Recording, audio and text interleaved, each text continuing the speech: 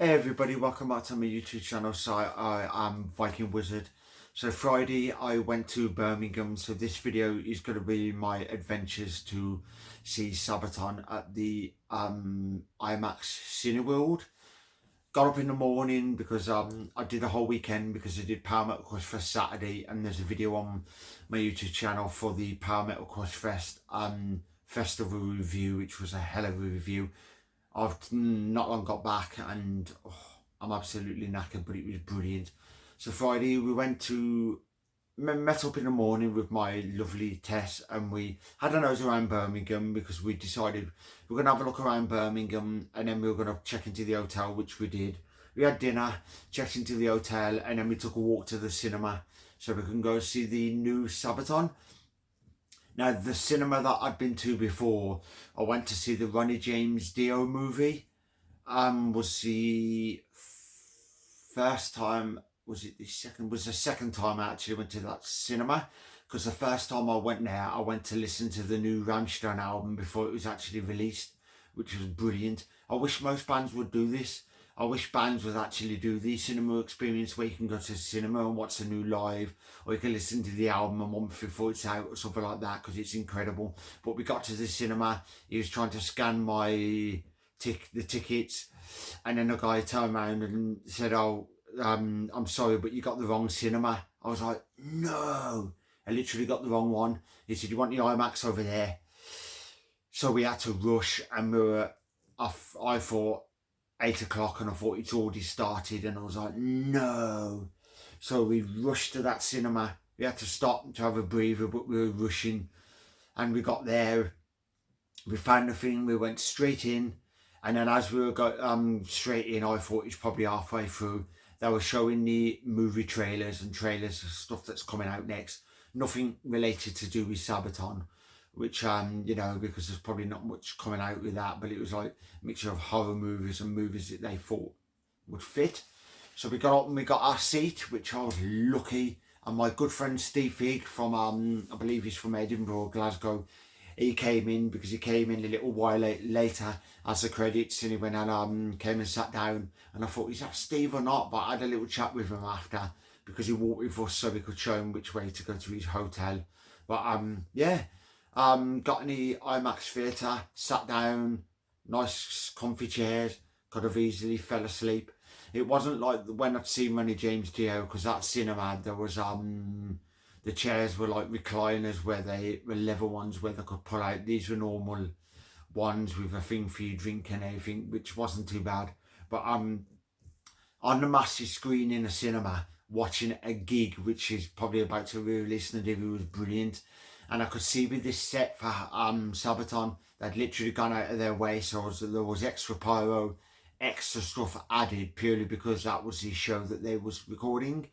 So they started the intro, which they all started off, was the intro to Sarajevo, I think that's how you pronounce it. And then it kicked into some like a medley of various things. And then it went straight into, it was the Art of War by Sun Tzu, which is usually the intro to, I believe it's the Art of War on the album The Art of War. But it's part of that, and then they kicked into Ghost Division, which they always start off with Ghost Division, which is a staple in their set list, which is the song they always start with. And then it went into Bismarck, which was a bit, I thought usually that's halfway through the set, and with Bismarck they missed the intro bit out, which I thought, okay then. But I loved them playing The Last Stand, and then they did Father, and then they done a cover of Motorhead, which was 1918, which is brilliant. But their song they done, Christmas Truce, when there's a guy on stage with a piano, it's usually yoking, but this one they've got somebody in the attire from that era, and they're playing Christmas Truce with the snow coming down and everything. Nearly brought a tear to my eye, because that song is absolutely powerful and incredible, especially 1916, especially the lyrics when he said he drops to the floor coughing up blood, and he says he's screaming for his mother, and he said his mother never came, but it wasn't his fault, he wasn't to blame. And that nearly had a tear to my eye, because what they must have gone through during that war, and then when they got back, half of them never even got the help or treatment, and they just got shoved to the streets like they were nothing, cattle. Heartbreaking to see stuff like that, because you fought for your country, you've done all that sort of stuff to protect your country, and then you come back and you're just treated like virtually like shit. Which it's awful how a country can do that, and they don't really care about anybody who's in the military. The US are the same, because he said there's a lot of US homeless veterans, and some of them suffer with PTSD and various other stuff, which is a shame. But Sabaton are a hell of a band. I didn't see them on the War to End or Wars tour, purely because they done the UK, but at the time I didn't have the right funds. But I've seen them 4 times. So I've seen them on the Heroes tour, and that was a small venue without the tank, 2014, when they didn't have the tank, and they didn't have like the barbed wire and various stuff on stage. And then I seen them a couple of months later in Birmingham. Then I seen them in Manchester, and that was the Last Stand tour. And then I'd seen them so many years later at Bloodstock Open Air, and that was the Great War tour. I could have gone to London to see them on the Great War tour, but I didn't. The reason why I didn't do the London show, because I'd seen them from 3 times or 4 times, and the same night I'd already bought a ticket. Serenity, Rage and Savage Messiah were playing at a smaller venue in London, so I chose the Rage, Serenity and Savage Messiah, which are a few pieces. But you could have seen Sabaton, Amaranth and Apocalyptica. I've seen Amaranth, brilliant. Apocalyptica, a great band, but I'd seen Sabaton, so I thought, you know what, I'm going to go and see them, because I may never get to see them again, and I've seen Sabaton, so I chose them instead, which was a wise choice. I know a lot of people said you missed out because it was a fantastic gig, but I said still I got to see Serenity and Rage, which was 2 bands off my bucket list, and Savage Messiah were pretty good. But they did the usual stuff. So the encore was Primo Victoria, which is brilliant. And then you get Tommy Johansson, which is sadly not with Sabaton because he left the band. But is it Robert Englund, or is it something England? He's back in the band, and he's come back because he was in during the Heroes tour, and then he left, and Tommy Johansson took over. But Tommy Johansson played a solo and everything, and then started doing the Swedish Pagans. So they played that, and then they finished with To Hell and Back, which is obviously their outro song, which they play every time. And just the start of it, when he pauses to the crowd and then points up or something like that with his ears, and then you get the intro to Hell and Back with the whistling. Bloody incredible. I believe that song's about Audie Murphy, a veteran. I'm not sure if he's US or something like that, but I can't remember the story behind it. But it was incredible. They played Carolus Rex, which they play every time. And what was cool to hear on that tour, which I haven't played in quite a while, was Winged Hussars.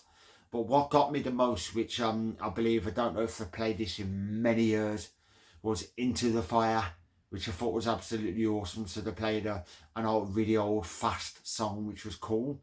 But yeah, it was brilliant, the festival, the experience at the cinema. It was a shame that obviously I went to the wrong one. I got that sort of thing, which was a nightmare. But after that, we just went to grab some food, a takeaway, and then we went back to the hotel and just crashed out and slept. But it was a great experience. If you ever get to go to the cinema to see a band play at the cinema, and they're releasing a live DVD and you get to see it in the cinema, 5.1 surround sound, massive telly, you must go. It is an experience and a half. It's a bit strange sitting in the chair, and then you can see all the crowd and all rocking out and everything, and you're just sitting there watching it, and there's no sweating, there's no sweaty people about and that sort of stuff. It's a bit of a different experience than actually seeing them live, but it's still brilliant.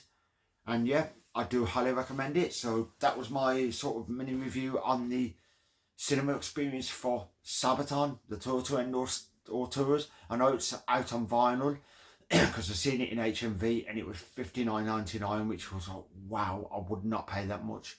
Kind of a bit sleepy at the moment from the festival, so I will be going to rest. But it was a great experience. I can't wait for it to come out on Blu-ray or something like that, because I'm definitely going to be getting a copy, and I can't wait to add it to my collection. So I hope you all enjoyed this. I'm going to put a link in the description for Sabaton. So if you haven't checked them out, Swedish power metal, They sing about military history, so it's all historical stuff that happened with like the Great War. You've got the Second World War, and you've got various other stuff like Blood of Bannockburn, and then they do a song 82nd All the Way, which is the name's just gone straight out of my head, but that's one of my favourite. But my favourite Sabaton song is the Caroline's Prayer, but then also The Last Stand, because that is just incredible. The story of how they protected the Pope, which is brilliant. So I hope you'll enjoy this, and I'll catch you in the next video. If you would like to like and subscribe, hit that notification bell, all of that fantastic stuff, because it's mainly unboxing videos I do. I'm going to give you a sneak peek. If you can quickly see that, there's a load there, so I'm going to be unboxing them, and I'm going to be adding them to my YouTube channel. I'm waiting for the weekend, this coming weekend, because I believe I've got like 3 CDs or something like that turning up. So I thought if I wait till then, at least I can add them to it, because there's, how many is there here? There's 6 CDs here, so then I'll be adding some more to my collection. So hope you'll enjoy this, and I'll catch you in the next video. But yeah, many unboxing videos, talk about the bands I love, show off my collection, show off my tattoos and merch haul and all that fantastic stuff. So I'll catch you in the next one. Viking Wizard signing off. Have a good one. See you later.